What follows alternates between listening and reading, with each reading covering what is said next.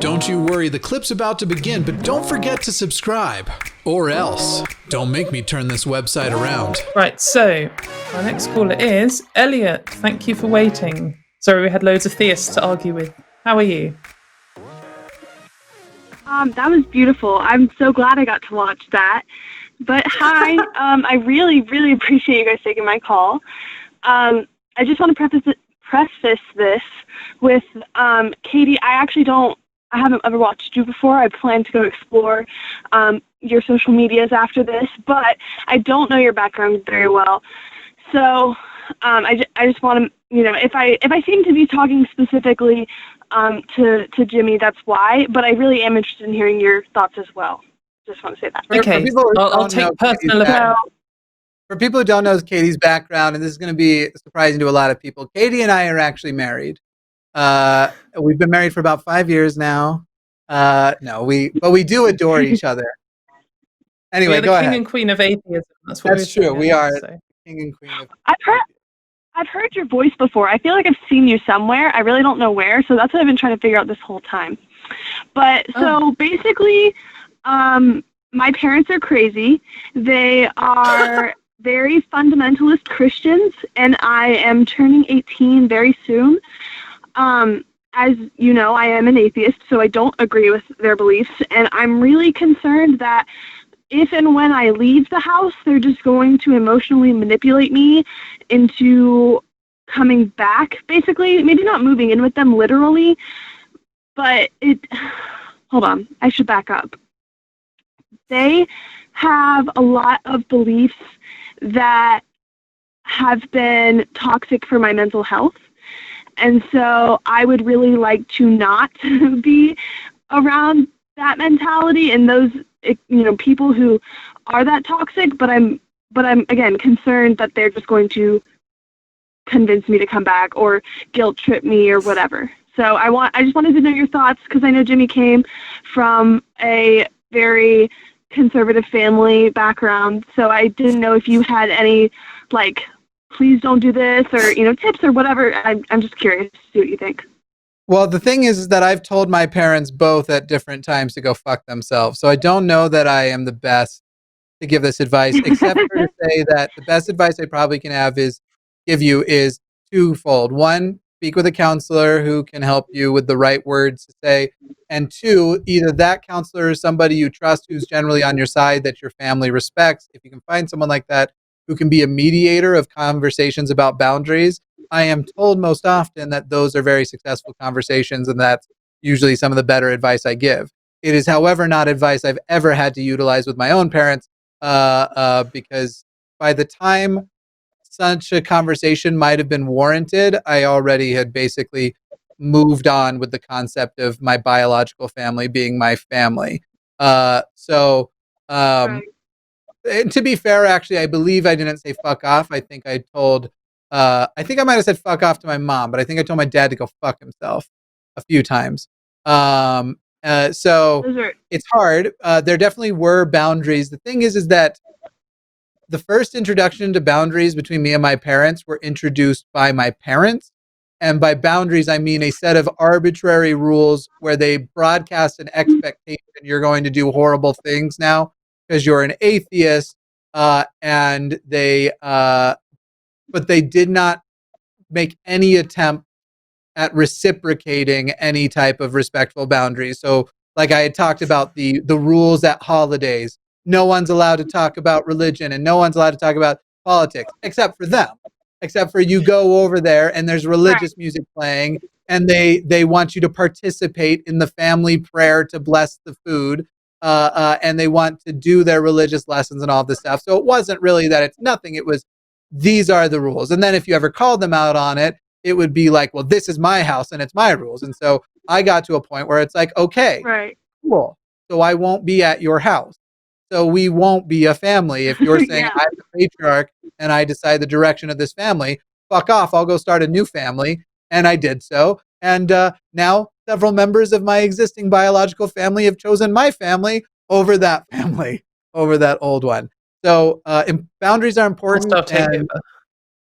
Yes, there was a hostile takeover. Boundaries are important, but I think it is important for you to also understand that love is something we all like having, but it also often motivates us to not serve our own best interest in a way that then doesn't serve Right. other people's best interests. Because it sounds like people are like, oh, you're just advocating be selfish. No, if you are a beaten down husk of a person because you're being abused, you're not just not helping yourself, you're not helping the other people who would benefit from you being yourself and having your actual identity intact and all of that. So yes, it was quote unquote selfish of me to turn my back on my family because of how that made my family feel. And it has resulted in me being able to touch the lives of thousands of people with my story. Now, why people find that Right. compelling, I don't know, because I think I'm really, really stupid. But I'm told it's helped. So yeah, I just I'm not telling you like, start making your plan to cut off your family. But if your family actually loves you in a way that is useful and productive, they're going to ultimately respect your boundaries because they want you to live your best life. If I can use Tumblr terminology Right. now. So if they're not going to do that, we should stop extending to people the expectation that they get to treat us however they want just because we were so fortunate to share some DNA. I think what Yeah. like the maybe small things I would add to that is I definitely agree that like talking to a therapist and potentially having a mediator is a really good idea, and always talk to professionals first. Definitely have confidence in yourself though, that you're calling in today to tell us that you're ready for this. In a way, you're prepared for potentially there to be some emotional manipulation or some kind of boundary breaking, and that does put you in a Right. position where you can look out for it. So trust that you're not going to be totally caught off guard with this. That doesn't mean that like you're invincible or anything, but don't Sure. sometimes you can doubt yourself too much. And I think another like the boundary thing is very important, in that something I always do in my life since getting out of an abusive relationship is to, when I set boundaries, just do not let them break. And if sometimes there's loads of pressure and you feel like, oh, I feel like I need to break this boundary, then set a mental note to yourself saying, when I'm no longer emotionally involved with this, I am going to review this boundary. However, right now, nothing can change my mind Yeah. on this boundary. And Yeah. because when you're in a clear state of mind, maybe you will have new information and you'll review your boundary and you'll change it. But when you're emotionally caught up Right. in something, if you change a boundary or you break it, it's not going to be done in the best way. Um, and then I They'll try guess and one touch the last. boundaries too. Like if Oh you yeah, put up yeah, boundaries, like a pubescent boy who thinks he might get to touch a boob, he will find out the exact spot the boundary is and keep trying to go an inch further and an inch further and an inch further than that. It is they will find the boundaries and push them to their limit. So it's not even just about going like, don't just wait until they're at the boundary and they're pushing it. Stop them before they get close, and establish as early as you can that you are serious about them. And if the boundaries are broken, there are consequences to that. And people think like grounding their Sure. parents sounds stupid, but seriously, ground your parents. If it's literally like you have a, hey, my boundary is when I'm here, you don't try and make me participate in a prayer, and then they try and do it anyway. You say you broke the boundary. You will not hear from me for 30 days. You're grounded. And while they might hem and haw about it, or whatever the phrase is, I'll while they love for might be that. upset about it, why Yeah, they're going to talk shit about it, when you then see them after 30 days, you're going to find they still respect the boundary now because nobody likes those consequences. And by the way, if you can tell it to your dad that he's grounded, toxic people like that are always emasculated super easily, and it's just extra fun. Oh yes. it's worth it just for that. Uh, I'm I rather than a boob touching example, I was actually going to use the example of my cat who pesters me for dinner earlier every single day, and there's like a oh, cut-off time, and if she asks me for I'm dinner really obsessed with cats. before Well, yeah. So she used to wake me up in the morning, and we had this rule: breakfast time was 7:30, and she'd wake me up at 7:29. I'd be like, "Oh, it's fine." And 7:28, and then you get to a point, and then she's waking up at like 4 in the morning or something. So now the new rule is, if she wakes me up even 1 second, if I wake up and my alarm hasn't gone off, then I throw her out the house, and she has to go around the house and come back in the back. And even just sometimes just exercising that boundary. I know for a cat it's different to like your parents and humans, but exercising that boundary like one time, even with a cat, will totally changes how the things happen for the next few days or weeks, and with people who are much more able to think and plan and have memories and stuff But than cats often are. don't. But often don't. If you, They don't.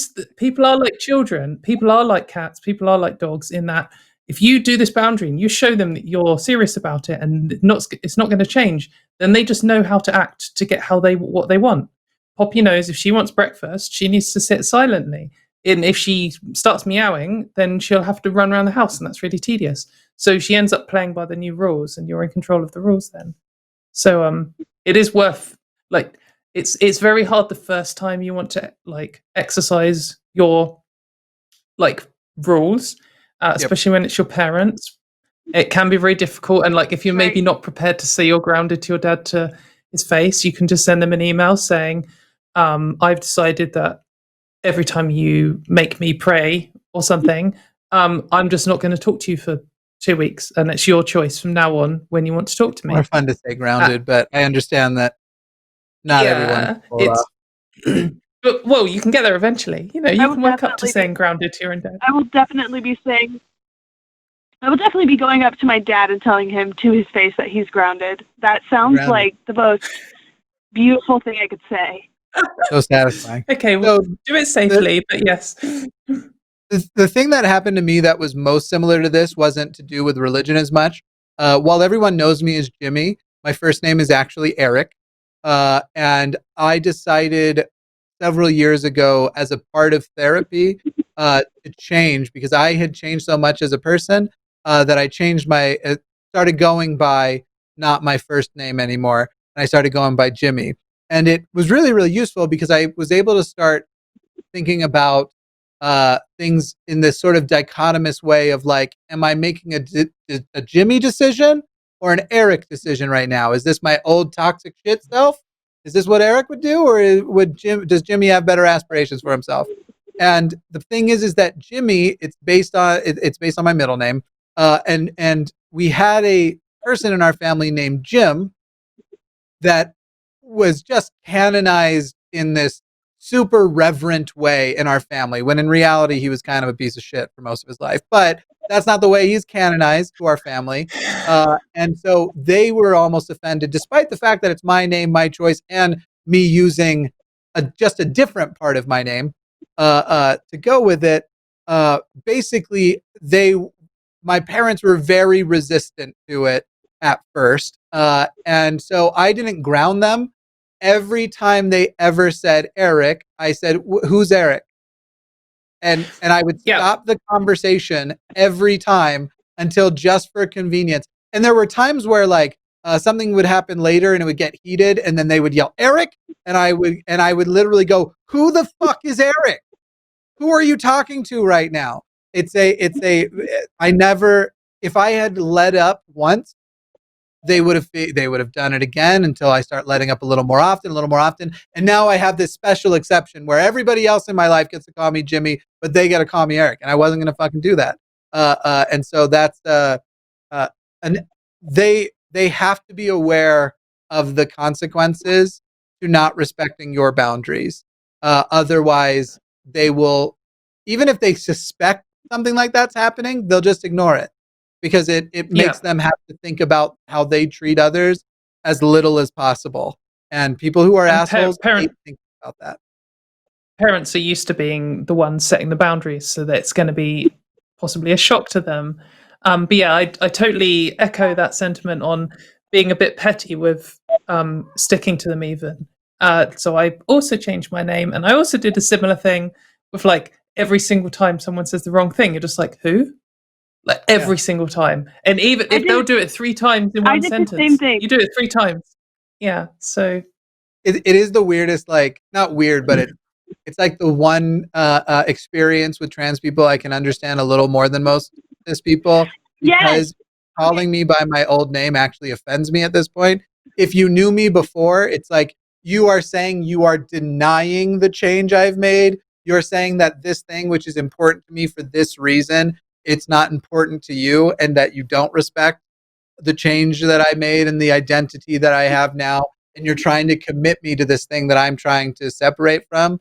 And so it's funny because the first time I heard the phrase "dead name," I wasn't thinking, and I started referring to Eric as my. Then I found out it was a trans concept. It was like, oh, I shouldn't call Eric my dead name. But it's one of the few things that I can empathize with a little more. So I'm just going to shoehorn this in while we're talking about on a skeptical show, and we're talking about name changes. I think sometimes when people say, this is offensive to me, there are people who are like, well, I don't care if I offend you, like whatever. But I'd also just like to say it's just factually incorrect, because names of people are just a social construct. And the only way you can know someone's name is to ask them. And yes, they can lie, but like the only person who really knows someone's name is themselves, because a name is something you tell other people. You tell other people what your name is. So if someone's going to call you the wrong name, they're literally just calling you the wrong name. And it shows a lack of respect. It's not just like, it's not, oh, I'm offended by your action, and like, oh, I'm so weak compared to you because I'm offended by everything. It's what you're doing now is factually false, because that isn't my name. And secondly, I'm not calling you the wrong name, so I respect you more as a person than you respect me. So anyway, I just wanted to shoehorn that in, a bit of skeptical trans bullshit. Anyway, sorry, carry on, Elliot. It's okay. I also changed my name about 5 years ago. So I'm not going to say my original name because I hate it so much, but it was basically like a really healing part for this traumatic experience that I had, and I associated that name with what this person had called me, and so I decided about 5 years ago that that was not me anymore. I often would say, before I knew the term dead name, I would say, that person is dead. Like, I literally would just tell people that. I'd be like, this person's dead. I'm now Elliot, and you can call me that, and if you have a problem with that, you need to get over it. And so, honestly, like, this whole section of the conversation, I think is going to be really, like, a really nice, reminder, I guess, to be, just to remember that, like, I have found empowerment before, and if I can apply that to setting boundaries, then it would work. Yep. Definitely. Very cool. So I think I've got one more thing that I just want to add, which is a recommendation. I think that you should check out the YouTube channel Theremin Trees. So theremin, the instrument, and trees, the plant. So he's like I'm not sure what his qualifications are, but he does loads and loads of really, really informative, detailed videos about abuse relationships and, coming out of religion or dealing with religious parents and controlling people and like how to set boundaries. So yeah, strong recommend. Yep. Thank you so much, Elliot. Yeah, you guys are amazing. Bye. Thank you. Thank you. Bye. And to the person in the chat who asked what's wrong with the name Eric, nothing's wrong with the name Eric. If your name is Eric, it's fine. There's something wrong with calling me Eric. That's the difference. It's not that there is something wrong with Eric, the name isolated by itself, or anybody else who's called Eric, though there are other Erics in this world that just annoy the fuck out of me. But yes, nothing is wrong with the name Eric. But calling me Eric, there would be something wrong. Yes, definitely, because names are just a sign of respect and a social construct. So anyway, Poppy's here to say hello. Hey, thanks for checking out this clip for The Line. While you're here, hit that like button, hit subscribe, turn on notifications, and then share this with that bitter uncle of yours who loves talking about the good old days.